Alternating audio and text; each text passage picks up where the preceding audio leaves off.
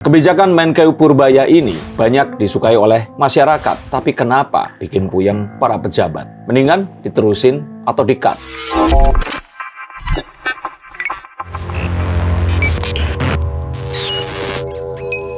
Halo Sainsikers, kembali berjumpa bersama saya Denny Darko. Tidak ada yang namanya misteri, yang adalah tanda-tanda yang kita semua coba untuk mengerti. Ini ada sebuah polemik yang muncul saat Pak Purbaya ini terlihat berusaha untuk memotong TKD, transfer ke daerah atau dana yang seharusnya diberikan hasil dari serapan APBD dari seluruh Indonesia, dan ini menimbulkan polemik. Juga adanya kemarin datang dan mendatangi beberapa bank himbara dan melakukan sidak. Rupanya banyak orang yang bingung, ketakutan, dan juga cemas. Jadi diterusin atau enggak? Oke, Mas Denny Darko, pemotongan TKD besar-besaran untuk APBD di 2026 dari 919,9 triliun menjadi sekitar 692,995 triliun, turun sekitar 24,7%, yang membuat banyak kepala daerah cukup resah nampaknya. Dengan statement Pak Purbaya, karena banyak penyelewengan dana, itu makanya Pak Purbaya berusaha untuk menekan dan mungkin menyedikitkan sisa-sisa TKD yang biasanya setiap tahunnya tidak terpakai.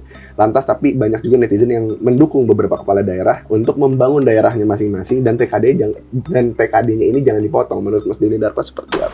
Kalau kalian termasuk tinggal di perkotaan atau di daerah yang menjelang akhir tahun seperti sekarang ini, tiba-tiba jalan yang baik-baik aja dilubangin. Lalu kemudian ada pergantian pipa kayak seperti itu ya, trotoar dicat, apapun itu. Ya ini sebenarnya adalah baik jika ternyata memang apa yang dilakukan ini bisa menggantikan. Tapi kalau ngancurin yang lama diganti sama yang baru yang nggak lebih baik, nah ini kan dicurigai jadi satu penghabisan anggaran agar kita bisa laporkan itu terserap sehingga di tahun depan nggak dipotong. Nah, ketakutan ini menjadi nyata saat transfer ke daerah itu dipotong karena dianggap ya selama ini selalu kelebihan atau terjadi penyelewengan dalam pelaksanaan atau kelebihannya ini tadi. Ini kayak seorang anak yang dikasih jajan kebanyakan, terus kemudian pas dilihat ternyata uangnya ini melebihi dari kebutuhan sehari-harinya itu tadi. Nah kalau nggak bisa terserap, ya kenapa harus disediakan anggaran yang sebanyak itu? Tapi akhirnya banyak juga yang kemudian memprotes karena daerahnya ini kan juga menghasilkan penghasilan lumayan besar untuk APBD, sehingga harusnya APBD yang atau untuk APBN ya. Nah, seharusnya kan kalau seperti itu mereka juga akan dapat anggaran yang besar juga. Nah, tapi kan yang dipermasalahkan oleh Pak Purbaya di sini bukan masalah besar atau kecilnya, tapi pertanggungjawaban dan juga tersalur kemana serapan dari dana yang ditransfer ke daerah ini tadi. Tapi maksudnya kalau kita bilang untuk sistem yang berjalan selama bertahun-tahun, yang mana kita juga sebenarnya penyerapan dana yang kurang baik ini bukan rahasia. Maksudnya bukan rahasia itu besar kan lagi of the gitu. trade-nya, mereka dapat duit kan dari situ ya kan. Terus maksudnya kenapa Pak Purbaya itu berani melakukan lagi-lagi ya atraksi selincah itu? Ya karena Pak Purbaya kan ditunjuk langsung oleh Pak Prabowo dan tugasnya jelas, diminta untuk melakukan optimasi dari tiap pembelanjaan dan juga neraca keuangan yang ada ini tadi agar pengeluarannya juga nggak sebesar seperti sebelumnya, tapi tetap bermanfaat dan maksimal untuk kebutuhan memang harus ada. Dan ini adalah satu hal yang harus kita utamakan karena saat ini Indonesia memang sedang tidak baik-baik saja dalam kondisi perekonomian. Tapi apakah Pak Purbaya ini nggak punya kekhawatiran mungkin nantinya beliau juga akan dibenci oleh para pejabat-pejabat itu begitu?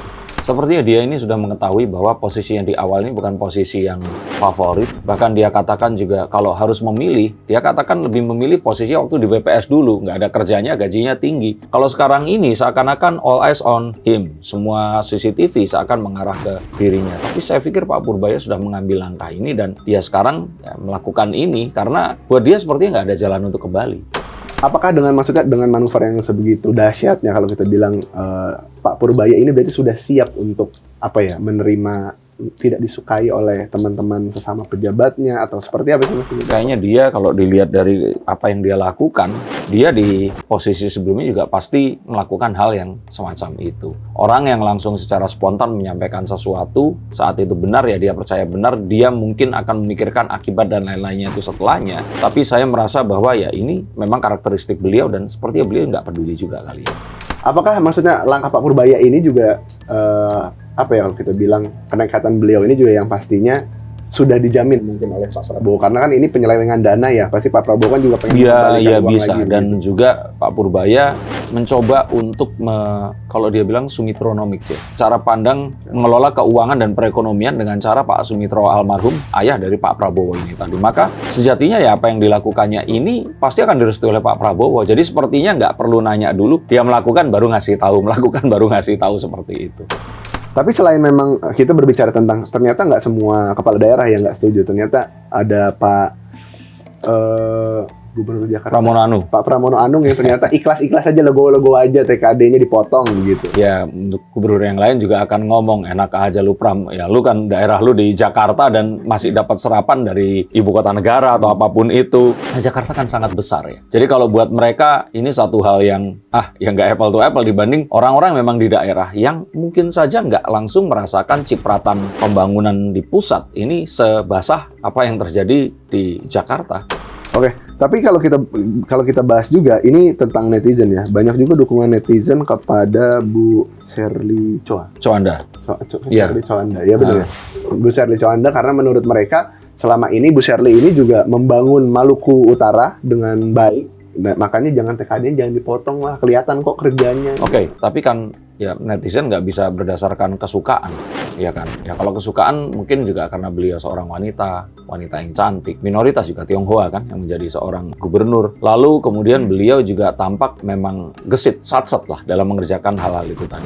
Oke dengan dukungan itu, tetapi kita tidak bisa terus mengecualikan karena dukungan itu tadi. Kita harus menemukan sebuah formula yang memang tepat. Betul sekali bahwa Maluku ini menyumbangkan banyak sekali hasil alam mereka, tapi kita harus juga melihat dengan lebih teliti lagi hal-hal yang apa yang terjadi di sana. Karena kemarin pun ada gosip juga bahwa beliau ini memiliki beberapa tambang liar, dugaannya seperti itu. Apakah ini benar atau tidak? Maka sejatinya apapun tadi tidak boleh berdasarkan suka atau tidak suka atau sebuah upaya untuk karakter assassination, tapi lebih kepada apa yang memang akan bisa mengoptimalkan sesuatu ini tadi. Dan alasan Pak Purbaya saya pikirkan juga sangat masuk akal, karena selama ini dana yang ditransfer ke daerah ini yang tersisa atau dana itu juga tendensinya ini sering dipakai untuk penyelewengan atau kecurangan. Tapi banyak juga, maksudnya beberapa pengamat ekonomi atau mungkin pengamat ekonomi dadakan, yaitu netizen, yang bilang juga kalau begini, maksudnya dana ke daerah-daerah dikurangi, kemungkinan juga akan mempengaruhi ekonomi Indonesia secara keseluruhan. Seperti pas kemarin itu yang Pak Prabowo bilang ya, penghematan itulah, maksudnya akan netizen berpikirnya nggak secara holistik. Malah dengan tujuan seperti itu, Pak Purbaya ini ingin menyisihkan dana yang tadinya itu digunakan katanya untuk pembangunan daerah, ini untuk diserap dengan lebih langsung lagi kepada para masyarakat ini tadi. Bayangkan jika ternyata dana itu selama ini tuh ada di kas daerah, tapi nggak pernah dipakai untuk perbaikan jalan, ya kalaupun ada mungkin juga dipilih-pilih atau apapun, ini dugaannya ya. Lalu kemudian tidak didistribusikan dengan baik sehingga terjadi ketimpangan pembangunan. Hal inilah yang sebenarnya ingin coba untuk ditertibkan. Dan jika ternyata nanti kebutuhannya memang segitu, dapatnya ya segitu itu, dengan tidak adanya kelebihan ini akan bisa dialokasikan kepada sesuatu yang lain yang akan bisa dijadikan satu insentif atau mungkin sebuah program baru yang tentu saja ini akan dikembalikan kepada masyarakat. Jadi hal seperti itu hanyalah sebuah tabir algoritma yang menutupi kepala kita, dan kita selalu berpikir sesuatu berdasarkan kita suka atau tidak dan perbandingan secara langsung yang menimbulkan dikotomi. Ada juga harapan dari Bu Sherly juga sempat menyampaikan bahwasanya kalaupun memang ini jadi untuk dipotong TKD ini, apalagi Maluku ini bisa terkena DBH ya, dan bagi hasil dari sumber daya alam yang cukup besar, potongannya dari TKD yang dipotong ini sekitar 60%. Berharap ada solusi dari Pak Purbaya sendiri. Ya, saya pikir untuk hal seperti itu, terutama yang penyumbang APBN-nya ini lumayan besar, ini diberikan sebuah peraturan yang memang khusus dibandingkan daerah lain yang memang hasil buminya juga nggak sebanyak di Maluku sana. Dan ini satu hal yang saya kira pantas. Saya kira harus ditemukan formulasinya, sehingga ini nggak bisa dipukul rata. Dan Pak Purbaya sebenarnya mengetahui itu. Tapi dia mungkin juga ingin mengangkat kasus ini atau wacana ini agar semua orang itu tahu dan berdiskursus tentang bagaimana dana dari pusat yang dikirim ke daerah ini memang seringnya tidak terserap, dan sisa lebih pembiayaan anggaran ini bisa lebih dimaksimalkan dengan tepat dan tidak diselewengkan. Hal ini yang seharusnya jadi sebuah spotlight untuk kita semua, dan Pak Purbaya harus menemukan formulasi barunya. Terakhir, tapi Pak Purbaya sendiri maksudnya dengan, ya kita tahu ya manuver besarnya bukan cuma ini aja begitu. ini udah kesekian kalinya manuver besar lah untuk menghemat anggaran dan mendistribusikan anggaran jauh lebih maksimal. Kalau kita berbicara ya, sedikit menyinggung konten Guru Gembul dengan tata laku dan perilaku Pak Purbaya yang sering menuai kontroversi ini, kemungkinan Pak Purbaya mungkin nggak bertahan lama menjabat sebagai Menko. Akan banyak musuh, akan banyak orang tidak suka, tapi saya kira dia akan lumayan lama. Bahkan kalau saya katakan bisa saja lebih dari 1 periode. Apakah kalian setuju atau kalian tidak setuju? Tulis komentar kalian di bawah sini. Terima kasih atas atensi kalian hingga akhir konten ini dan sampai jumpa di konten yang berikutnya. Salam.